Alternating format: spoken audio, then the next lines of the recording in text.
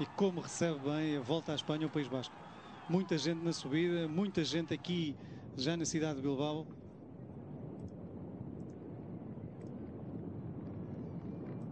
E, entretanto, Márcio Borzeguin a ser alcançado.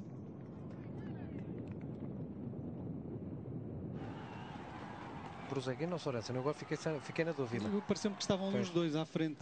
Muito francamente não deu para ver, porque depois a imagem mudou, mas havia ali dois homens na frente, portanto possivelmente seriam Borzeguin e Sorensen. Bom, vamos à vitória. A vitória de Igor Anton, não há muito mais a dizer. Ciclista basco, 28 anos de idade, é natural aqui praticamente de Bilbao, da localidade de Gadelcao, onde começa a subida que foi ultrapassada pelos ciclistas ainda há pouco e onde efetivamente o Igor Anton faz a diferença.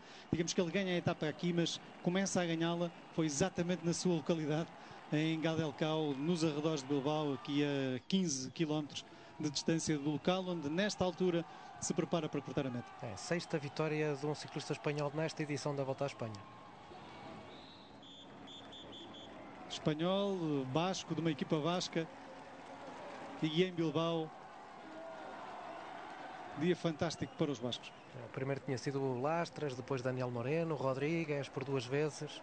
Esta é a 11ª vitória de Igor Anton numa carreira que começou em 2004 como estagiário da equipa de Euskaltel. Nunca saiu desta equipa, sempre aqui esteve aí. O Borzeguin está sozinho ainda, portanto não foi ainda alcançado. Não era o Borzeguin que ia ali, seria o Sorensen e eventualmente o Perget.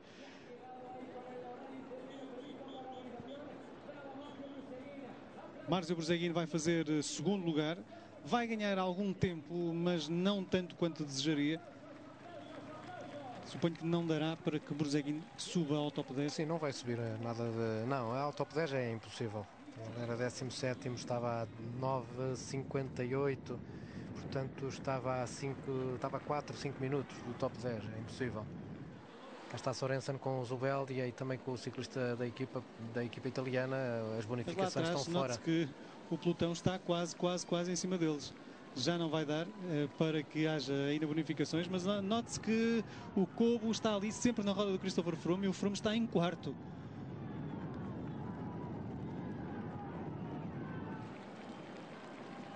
Bem, eu penso que estes homens não sabem que já houve quem tivesse ganho a etapa, porque já não era a primeira vez que alguém pensava que ganhava a etapa e não o tinha feito. Lá está, ele sabe bem que não venceu. Ainda assim, as bonificações lá está, não ficaram na luta. O Peter Sagan também não estava no grupo dos favoritos, portanto a camisola pode até vir a passar para Bucca Mollema. Agora não tive com percepção onde é que Bucca Mollema terminou, mas lembramos que Bucca Mollema também está ali muito próximo de Rodrigues. À partida separavam 5 pontos apenas entre os dois ciclistas na camisola verde. São contas para fazer e muitas contas teremos de fazer de hoje para amanhã, porque, quer dizer, em termos de geral, continua tudo igual. São os tais 13 segundos que continuam a separar o Kobo do Chris Froome. É que, por exemplo, nota-se que o Kobo desliga-se de tudo. Ele quer apenas fixar-se na camisola vermelha, porque ele também está na luta pela camisola por pontos. É terceiro com 92 pontos, está a poucos pontos de Rodrigues, e ele não foi sprintar tão pouco. Aí aqui insatisfeito. Tem de ter um pouquinho mais de calma. Ele é o líder da Volta à Espanha e um líder tem obrigações e uma das que tem é ter paciência, apesar do cansaço, apesar de todo o desgaste. Mas por vezes 160 km, com muita tensão, 38 graus, não é fácil. E não sei quantas mil pessoas a ver. Exato. Portanto, ele tem de pensar nisso. Pois, também. Tem que haver parte profissional, mas muitas das vezes os ciclistas, o oxigênio muitas das vezes já não lá chega, onde tem que chegar com eficácia. Vitória então para Igor Anton, a tal vitória basca no País Basco, em Bilbao.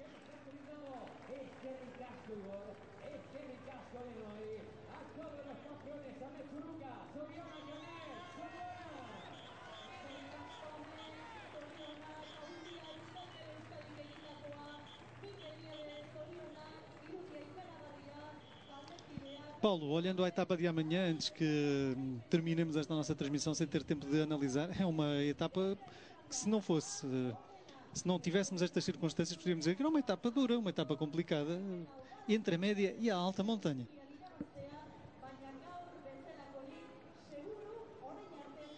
É uma etapa a etapa de amanhã é uma etapa com uma segunda categoria logo após 47 km, depois uma primeira 64 km, depois ali um alto que, não sendo contagem de montanha, se vai sentir.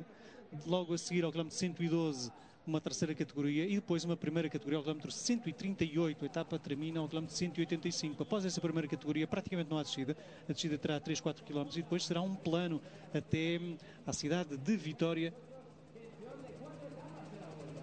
Eu diria que é daqueles dias em que o Christopher Froome não se importava que a etapa terminasse na subida do Orquiola. Portanto, o Boco-Malema nem foi pontuar. Sim, mas não é daquelas etapas da manhã que o segundo geral da Volta à Espanha não se importava que terminasse na subida do Orquiola, uma subida também muito conhecida, já muitas vezes por ali terminaram e passaram corridas.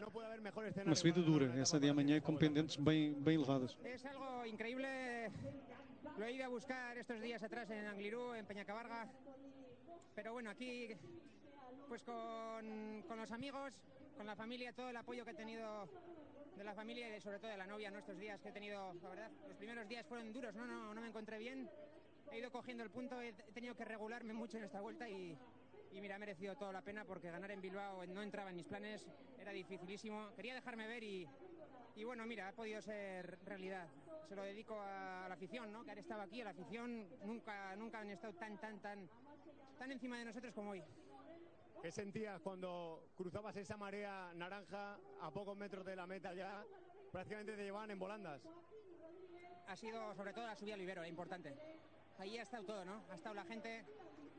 Me han pintado toda la subida entera. Ya estos días estaba muy nervioso por este día. Quería hacerlo bien. Sin duda ganar la veía muy complicado y he roto un poco ese respeto que tengo a coger fuga o pensar que no puedo ganar en ese tipo de carreras, ¿no? Para abajo, llaneando, los últimos kilómetros se me ha hecho eterno y gracias a que, bueno, Verdugo ha sido el que me ha ayudado totalmente, ¿no? Durante toda la etapa y bueno, el equipo toda la vuelta, ¿no? Que me han estado apoyando a pesar de no haber tenido mi golpe de pedal. Bom, palavras então de Igor Anton, dizendo que não podia haver melhor cenário efetivamente para ganhar, diz que tinha andado a tentar, quer de Mangliru, quer em Peñacabarga, agradece o apoio da família, particularmente da namorada, diz que também a afición foi de grande apoio, particularmente na subida, onde fez a diferença, diz ele que não sabia que era capaz de ganhar aqui, numa etapa que não termina com uma chegada em alto, termina depois ainda com uma descida, agradecia também